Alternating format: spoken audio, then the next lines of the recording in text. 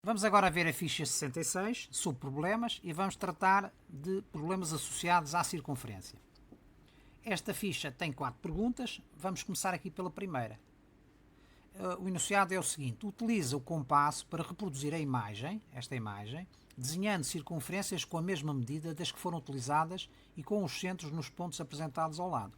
Se nós verificarmos, nós temos aqui uma circunferência ao centro, cujo centro é este ponto, é aquele também, e depois temos 4 circunferências iguais também, mas posicionadas em centros diferentes. Portanto, esta está posicionada aqui neste centro, esta aqui neste centro, esta aqui neste centro e finalmente esta quarta naquele centro. Portanto, o que nos é solicitado aqui é, com a ajuda do compasso, no nosso caso vamos utilizar o GeoGebra em termos dinâmicos, traçar as circunferências com o mesmo diâmetro. Nós temos que calcular aqui este raio, não é? E portanto, como é que calculamos o raio? Podemos medir esta distância àquele ponto ali, não é?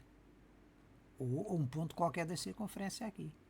Podemos selecionar esta interseção destas duas circunferências e vamos ter aqui o raio desta circunferência ao centro. Portanto, pouso o vídeo para resolver a questão e depois eu vou mostrar-te a solução. Vamos então ver. Estes 5 pontos correspondem aos 5 centros da circunferência, ou círculos, não é? Se nós considerarmos a área interior, deixamos de falar numa circunferência e passamos a falar em círculos. Se pintarmos a parte interna, deixamos de ter a circunferência, que é a linha, e passamos a ter a circunferência mais a parte interna, que são círculos. Portanto, mas em termos de diâmetro é a mesma coisa. Se tivermos uma circunferência e um círculo sobreposto à circunferência, no seu limite, então o raio da circunferência é exatamente igual ao raio do círculo. Portanto, estes são os 5 pontos. Esta é a circunferência central, cujo centro é este ponto aqui e aquele, cujo raio nós determinamos aqui e que vai ser igual a todos os outros raios das restantes circunferências. Depois temos a primeira circunferência verde, em cima, posicionada naquele ponto. Depois temos a circunferência verde inferior, direita. Depois a circunferência verde inferior esquerda, que é esta aqui, cujo centro é este ponto ali. E finalmente a quarta circunferência superior esquerda, posicionada, ou cujo centro é aquele ponto ali. Estas são então as regiões definidas pela superposição das circunferências. Se verificarmos, aqui não conseguimos pintar no GeoGebra de uma maneira fácil e, portanto, não justifica. Esta parte rosa, estas 4 partes rosas, são exatamente estas 4 sobrepostas aqui que estão indicadas por estas setas. Portanto, estas regiões são as regiões a rosa, não é? Do mesmo modo, se verificarmos, estas regiões azuis correspondem a esta sobreposição aqui, esta aqui, esta aqui e esta ali, das circunferências. E finalmente temos estas regiões a laranja, estas 4, que são exatamente estes 4 bocados aqui. Portanto, resumindo, vamos ver em termos dinâmicos. Traça-se a circunferência central, depois sequencialmente as outras 4 circunferências, superior direita, inferior esquerda e superior esquerda. E temos a nossa figura, não é? Agora é só uma questão de colorir depois aquelas partes ali.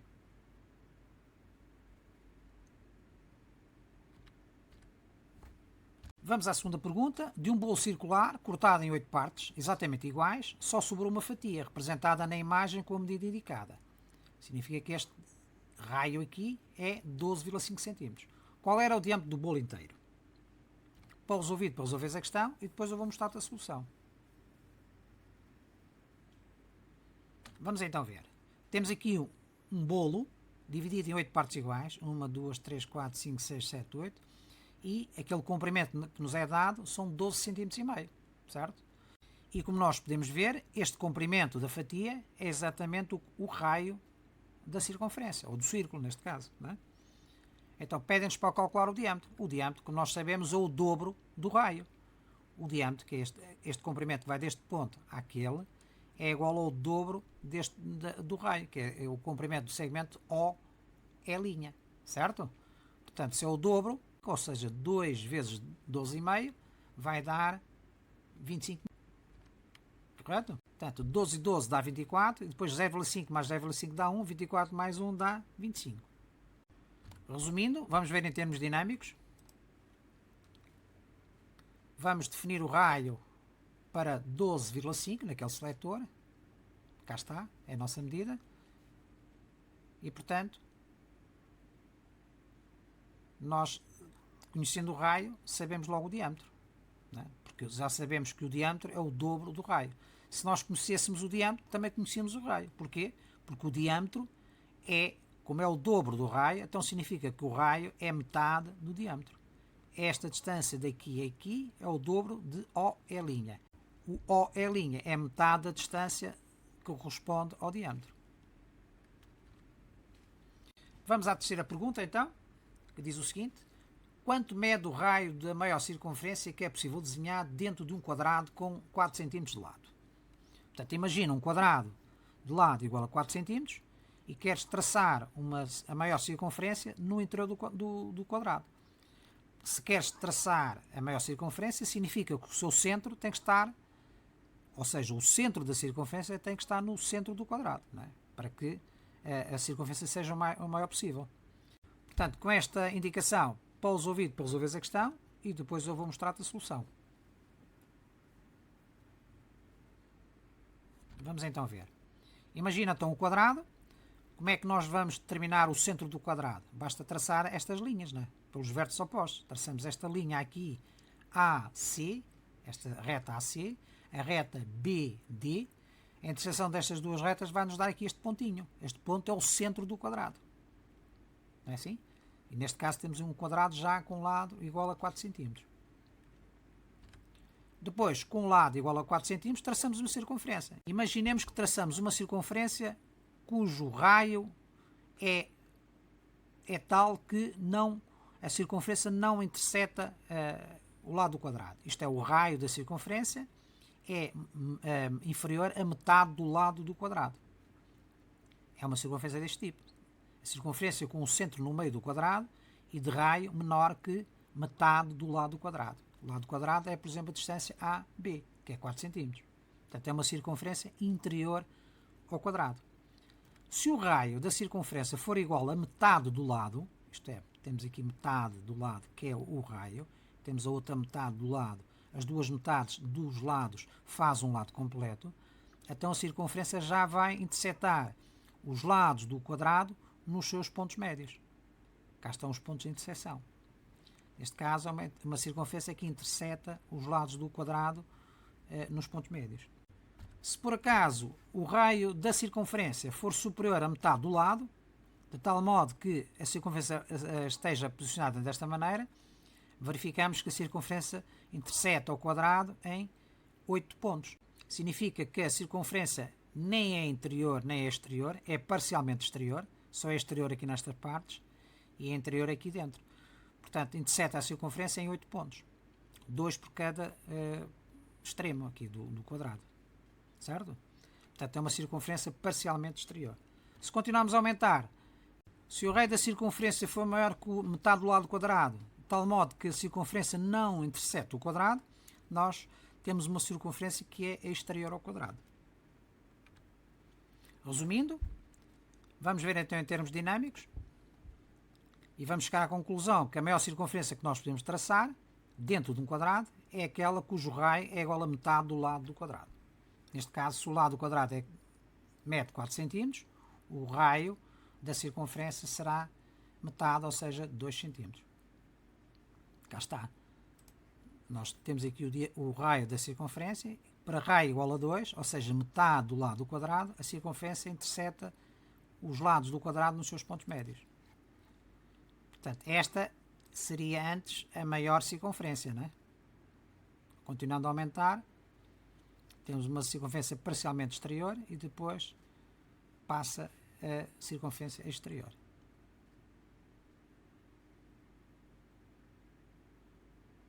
Cá está a nossa situação. Maior circunferência, localizado no centro do quadrado e de raio igual a metade do lado do quadrado. Vamos finalmente à última pergunta, completa os quadros. No fundo temos aqui a relação entre raio e diâmetro. Aqui conhecemos o raio, pede-nos o diâmetro. Aqui já conhecemos o diâmetro, pede-nos o raio. E aqui na mesma conhecemos o raio e pede-nos o diâmetro. Convém recordar então que o diâmetro é o dobro do raio e o raio é metade do diâmetro. E aqui o diâmetro é o dobro do raio na mesma, não é? Portanto, pousa o vídeo para resolveres a questão e depois eu vou mostrar-te a solução. Vamos então ver.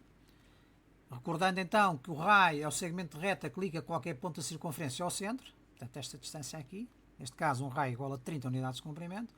O centro é o ponto que se encontra à mesma distância de todos os pontos da circunferência, este ponto. A distância deste ponto a qualquer ponto da circunferência é de 30 unidades de comprimento. E o diâmetro é um segmento de reta que liga dois pontos da circunferência passando pelo centro. Por exemplo, este é um diâmetro. Dois pontos da circunferência passando pelo centro. Ora, se o raio mede 30 unidades de comprimento, o diâmetro é o dobro, são 60 unidades de comprimento. Inversamente, se o diâmetro são 60 unidades de comprimento, o raio é metade de 60, ou seja, 30 unidades de comprimento.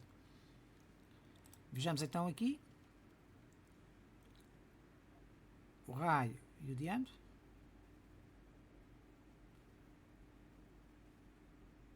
Temos infinitos raios e o raio é metade exatamente do diâmetro. Não é? Esta parte aqui é igual àquela. Por isso é que o raio é metade do diâmetro. E o diâmetro é o dobro do raio. Certo? Vamos então à primeira questão. Conhecemos o raio. Temos aqui uma circunferência cujo raio é 49,5. Portanto, se queremos calcular o diâmetro, nós sabemos que o diâmetro é o dobro do raio. O dobro de 49,5 cm é 99 cm. Que é 49 vezes 2 dá 98 e 0,5 vezes 2 dá mais 1. 98 mais 1 dá 99 cm. O segundo caso, conhecemos o diâmetro, que é 59,2 cm. Nós aqui estamos a trabalhar em centímetros, porque senão as unidades não são as mesmas em termos de GeoGebra e obrigaria a fazer dois fecheiros diferentes. Portanto, 59,2 cm. Portanto, o raio será 29,6 cm, que é metade, ou 296 mm. Para passar de centímetros a milímetros, multiplicamos por 10. 29,6 vezes 10 dá 296 mm. O terceiro caso, conhecemos o raio, que é 10,75. Portanto, o diâmetro é o dobro. O diâmetro é o dobro do raio. Portanto, 10,75 vezes 2 dá 21,5. Vamos ver em termos dinâmicos.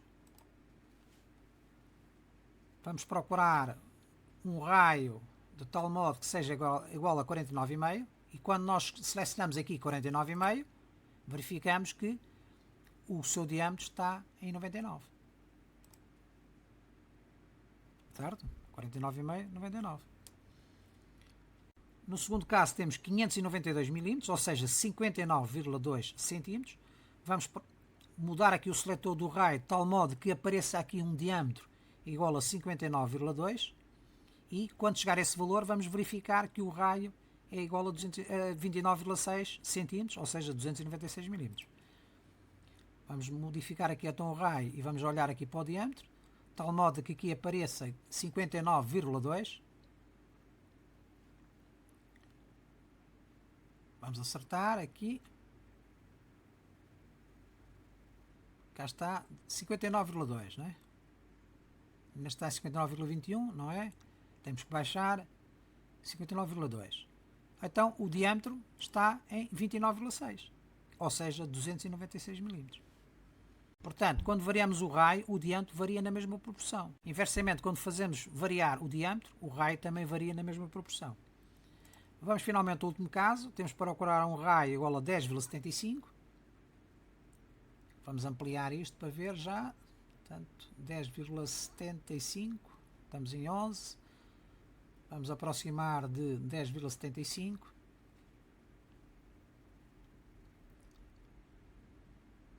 (80, 76, 75). Vai para 75, está em 74.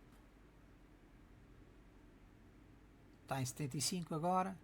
Portanto, chegando a 75, verificamos o que é.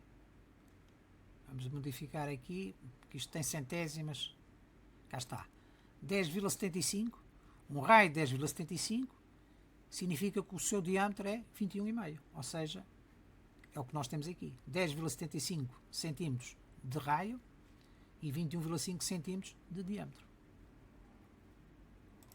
Portanto, é importante reter estas duas informações. Portanto, o diâmetro é igual a 2 vezes o raio, o diâmetro é igual ao raio mais o raio, por isso é que é 2 vezes o raio, que é este aqui, ou este aqui, ou este aqui, é metade do diâmetro. Cá está, o raio é diâmetro sobre 2, ou seja, diâmetro dividido por 2.